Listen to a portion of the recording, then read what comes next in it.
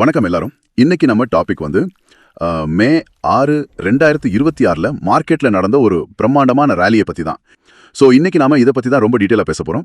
But அதுக்கு முன்னாடி நம்ம எஃபர்ட்டை என்கரேஜ் பண்ண தயவு செஞ்சு இந்த வீடியோவை லைக் பண்ணுங்க, அப்புறம் மறக்காம சப்ஸ்கிரைப் பண்ணுங்க. அப்புறம் இன்னொரு முக்கியமான விஷயம் சொல்லணும். நாம இப்போ புதுசா போர்ட்ஃபோலியோ அனாலிசிஸ் இல்லைனா ரீஸ்ட்ரக்சரிங் சர்வீஸ் ஆஃபர் பண்றோம். இதுல வந்து உங்க போர்ட்ஃபோலியோட டீடைல் ரிப்போர்ட் உங்களுக்கு கிடைக்கும். இன்ட்ரெஸ்ட் இருக்கிறவங்க டிஸ்கிரிப்ஷன்ல இருக்கிற கூகுள் ஃபார்ம் லிங்க் ஃபில் பண்ணுங்க. அது ரொம்ப யூஸ்ஃபுல்லா இருக்கும்னு நினைக்கிறேன். சோ இன்னைக்கு டாபிக் உள்ள வந்தா நிஃப்டி 50 அப்புறம் சென்செக்ஸ். இதுக்கு பின்னாடி இருக்கிற காரணங்கள், எந்தெந்த ஸ்டாக்ஸ் லாபம் கொடுத்துச்சு, அப்புறம் குளோபல் மார்க்கெட்டோட இம்பாக்ட் என்ன அப்படிங்கிறது ரொம்ப சிம்பிளா இன்னைக்கு நம்ம பார்க்க போறோம். நிஃப்டி 50 வந்து சுமார் 798 பாயிண்ட்ஸ், அதாவது 1.24% ஏறி 24,331 க்ளோஸ் ஆச்சு. அதே மாதிரி பிஎஸ்சி சென்செக்ஸும் 900 940 பாயிண்ட்ஸ் வரைக்கும் ஏறி 77,958 க்ளோஸ் ஆச்சு.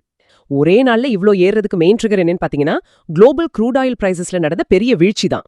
ஓகே, முக்கியமா யுஎஸ்க்கும் ஈரானுக்கும் இடையில நடக்கிற பீஸ் டாக்ஸ் இல்லனா ஒரு சீஸ் ஃபயர் வரலாம் அப்படிங்கிற எக்ஸ்பெக்டேஷன்ஸ், அப்புறம் வந்து ஸ்ட்ரெயிட் ஆஃப் ஹார்மூஸ் மறுபடியும் ஓப்பன் ஆகலாம் அப்படிங்கிற ஜியோபொலிட்டிக்கல் டென்ஷன்ஸ் குறைஞ்சது தான் இதுக்கு காரணம். ஓகே. ஆனா எனக்கு இங்க ஒரு சந்தேகம் வருது.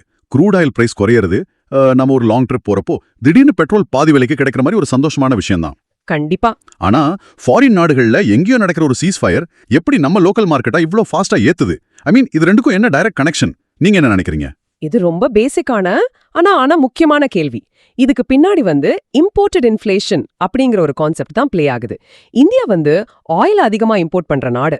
ஆமா, அது நம்ம எல்லாருக்கும் தெரியும். சோ இன்டர்நேஷனல் மார்க்கெட்ல ஆயில் பிரைஸ் குறையும் போது நம்மளோட இம்போர்ட்டட் இன்ஃப்ளேஷனும் கணிசமா குறையும்.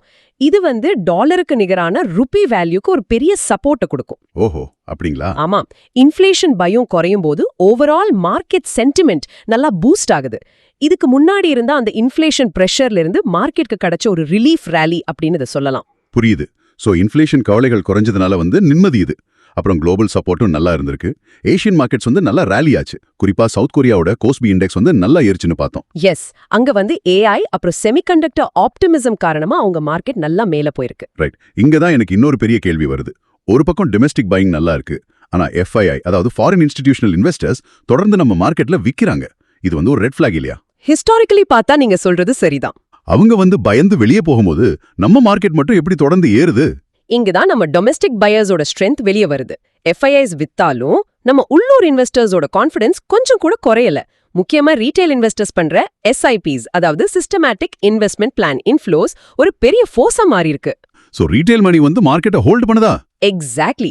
டிஐஐஸ், அதாவது டொமெஸ்டிக் இன்ஸ்டிடியூஷனல் இன்வெஸ்டர்ஸ் பண்ற பையிங் ரொம்ப ஸ்ட்ராங்கா இருந்து அந்த எஃப்ஐஐ செல்லிங் பிரஷரை கம்ப்ளீட்டா ஆஃப்செட் பண்ணிடுச்சு.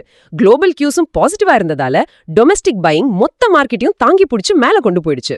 That is fascinating. இப்போ செக்டர் வைஸ் பார்த்தோம்னா பேங்கிங் அப்புறம் ஃபைனான்ஷியல்ஸ் தான் இந்த ரேலியை லீட் பண்ணிருக்கு.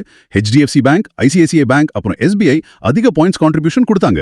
ஆமா, பேங்கிங் செக்டரை மார்க்கெட்டோட ஹார்ட் பீட்னு சொல்லலாம். ஆட்டோ செக்டர்ல எம்என்எம் நல்லா பெர்ஃபார்ம் பண்ணுச்சு. அப்புறம் ஃபார்மா இண்டெக்ஸ் வந்து புது ஹையை டச் பண்ணிச்சு. ஆல்மோஸ்ட் 2% ஏறி இருக்கு. எனர்ஜி, எஃப்எம்சிஜி, மெட்டல்ஸ் எல்லாமே நல்ல ப்ராஃபிட்ல தான் இருந்துச்சு. ஸ்பெசிஃபிக்கா பாத்தீங்கன்னா indigo, trend, Asian paints, HDFC bank, SBI இதெல்லாம் டாப் பெர்ஃபார்மர்ஸா இருந்திருக்கு. இங்க எனக்கு ஒரு டவுட். பேங்க்ஸும் ஆட்டோ செக்டர்ஸும் வந்து ஒரு ட்ரெயினோட என்ஜின் மாதிரி மொத்த மார்க்கெட்டையும் இழுத்துட்டு போகுதுன்னு வைப்போம். ஆனா இந்த இண்டிகோ, ஏஷியன் பெயிண்ட்ஸ்லாம் எப்படி திடீர்னு டாப் பெர்ஃபார்மர்ஸ் லிஸ்ட்ல வந்துச்சு? நாம மறுபடியும் அந்த க்ரூட் ஆயில் கனெக்ஷனுக்கு தான் போகணும். ஏர்லைன்ஸை பொறுத்த வரைக்கும் ஏவியேஷன் ஃபியூல் தான் அவங்களோட மிகப்பெரிய காஸ்ட். ஓகே. க்ரூட் ஆயில் விலை குறைஞ்சா ஃபியூல் காஸ்ட்டும் ரொம்ப குறையும். அதனால உங்களுக்கு டைரக்டா ப்ராஃபிட் அதிகமாகும். இதே லாஜிக் தான் பெயிண்ட் கம்பெனிஸ்க்கும். வெயிட், பெயிண்ட் கம்பெனிஸ்க்கும் ஆயிலுக்கும் என்ன சம்பந்தம்? பெயிண்ட் தயாரிக்க தேவையான ரா மெட்டீரியல்ஸ் எல்லாமே க்ரூட் ஆயில் டெரிவேட்டிவ்ஸ் தான். சோ இன்புட் காஸ்ட் குறைஞ்சா அவங்க ப்ராஃபிட் மார்ஜின்ஸ் வந்து நல்லா எக்ஸ்பேண்ட் ஆகும். அதனால தான் இன்வெஸ்டர்ஸ் அவங்களோட ஏர்னிங்ஸ் மொமெண்டமா முன்னாடியே பிரைஸ் பண்ணிட்டாங்க. ஸ்மார்ட் மணி ஆல்வேஸ் மூவ்ஸ் ஏர்லின்னு சொல்றது இதுக்கு தானா? எக்ஸாக்ட்லி. ஓகே. லார்ஜ் கேப்ஸ் ஒரு பக்கம் இருந்தாலும் மிட் அப்புறம் ஸ்மால் கேப்ஸ்ல நடந்த Q4 ஏர்னிங்ஸ் மேஜிக் ரொம்ப இன்ட்ரெஸ்டிங்கா இருக்கு. கோஃபோர்ஜ் வந்து ஒரு நல்ல எக்ஸாம்பிள். அவங்க ஷேர்ஸ் வந்து 9ல 10% ஏறிச்சு. ஆமா, Q4ல அவங்க நெட் ப்ராஃபிட் வந்து இயர் ஆன் இயர் 134% ஏறி 612 கோடியை தொட்டிருக்கு. ரெவ்யூஸும் 30% growth ஆகிருக்கு. வெயிட், ஒரு நிமிஷம். 30% ரெவென்யூ growth அப்படிங்கிறது சாதாரண விஷயமா? ஏன்னா குளோபலி ஐடி செக்டர் ஸ்லோ டவுன்ல இருக்குன்னு நாம கேள்விப்படுறோம். இங்க ஏதோ பெரிய ஏஐ டெக் பூம் ஒழிஞ்சிருக்கா என்ன? அப்படி இல்ல. நாம ஃபேக்ட்ஸை மட்டும் சிம்பிளா பார்த்தோம்னா கோஃபோர்ஜோட இந்த அபாரமான வளர்ச்சிக்கு அவங்களோட ஸ்ட்ராங் டீல் வின்ஸ் தான் காரணம். டஃப் மார்க்கெட் என்வாயர்மெண்ட்லயும் அவங்க புது ப்ராஜெக்ட்ஸை ரொம்ப ஸ்ட்ராங்கா பிடிச்சிருக்காங்க. அப்புறம் மார்ஜின் இம்ப்ரூவ்மெண்ட்டும் நல்லா பண்ணிருக்காங்க. இதனால தான் மார்க்கெட் அவங்கள நல்லா ரிவார்ட் பண்ணிருக்கு. எக்ஸிகியூஷன் இஸ் எவ்ரிதிங் சொல்றீங்க. கண்டிப்பா. இதே மாதிரி தான் வாக்ஹார்ட் இந்த ஃபார்மா கம்பெனி ஷேர்ஸ் வந்து 12% சமீபத்துல 20% வரைக்கும் கூட ஏறிச்சு. ஆமா, இதுக்கு முன்னாடி லாஸ்ல இருந்த கம்பெனி இப்போ 164 கோடி ப்ராஃபிட் காட்டியிருக்காங்க. இது ஒரு massive turn around. Exactly. Revenue வந்து 30% ஏறி இருக்கு. EBT growth ரொம்ப ஸ்ட்ராங்கா இருக்கு. ஃபார்மா செக்டரோட டேல்வெண்ட் இவங்களுக்கு நல்லா கை கொடுத்திருக்கு. ரைட்டு. அப்புறம் SRF அப்புறம் PNB பத்தியும் மென்ஷன் பண்ணிருந்தாங்க.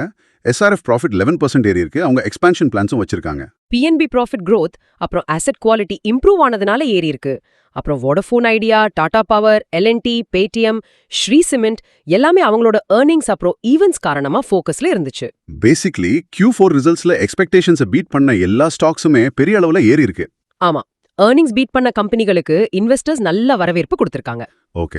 சோ ஓவரால் சென்டிமெண்ட் பாக்கும்போது இது முழுக்க முழுக்க ஆயில் பிரைஸ்னால வந்த ஒரு ரிலீஃப் ரேலி. ஆனா இப்போ அடுத்து என்ன நடக்கும்? அனலிஸ்ட் இப்போ நிஃப்டியோட 24,300 லெவல உன்னிப்பா கவனிச்சுட்டு இருக்காங்க. இது ஒரு டெக்னிக்கல் ரெசிஸ்டன்ஸ் லெவலா பார்க்கப்படுது. சோ நாம உஷாரா இருக்கணும். ஆமா, குளோபல் ஜியோ பாலிடிக்ஸ் எப்ப வேணாலும் மாறலாம். அப்புறம் அப்கமிங் டேட்டா அப்புறம் ஃபர்தர் கார்ப்பரேட் ஏர்னிங்ஸ் காரணமா மார்க்கெட்ல வாலட்டிலிட்டி கண்டிப்பா தொடர வாய்ப்பு இருக்கு. கரெக்ட். நாம யோசிக்க வேண்டிய முக்கியமான விஷயம் ஒன்னு இருக்கு. ஜியோபொலிட்டிக்கல் டென்ஷன்ஸ் கொஞ்சம் குறைஞ்சதுக்கே மார்க்கெட் இவ்ளோ தூரம் ஏறி இருக்கு. ஆனா இந்த கம்பெனிஸோட அப்கமிங் ஏர்னிங்ஸ் ரிப்போர்ட்ஸ் வந்து இந்த ஆப்டிமிசமை நிஜமாவே மேட்ச் பண்ணலன்னா என்ன ஆகும்? அது ஒரு பெரிய ரிஸ்க் தான். வேல்யூவேஷன் பிரீமியம்ஸை ஜஸ்டிஃபை பண்ண முடியலன்னா கரெக்ஷன் வர வாய்ப்பு இருக்கு. கண்டிப்பா. சோ லிஸ்னர்ஸ், இது நீங்க உங்களோட ஓன் ரீசர்ச்ல எக்ஸ்ப்ளோர் பண்ண வேண்டிய ஒரு விஷயம். ஓகே, தேங்க்ஸ் ஃபார் வாட்சிங் திஸ் வீடியோ. இந்த டாபிக் பத்தி உங்க தாட்ஸை கண்டிப்பா கமெண்ட்ஸ்ல ஷேர் பண்ணுங்க. ஆமா, அப்புறம் please consult a financial advisor. This content is for educational purpose only. Exactly. அடுத்த டீப் டைவ்ல இன்னும் பல சுவாரஸ்யமான தகவல்களோட சந்திப்போம். பாய்.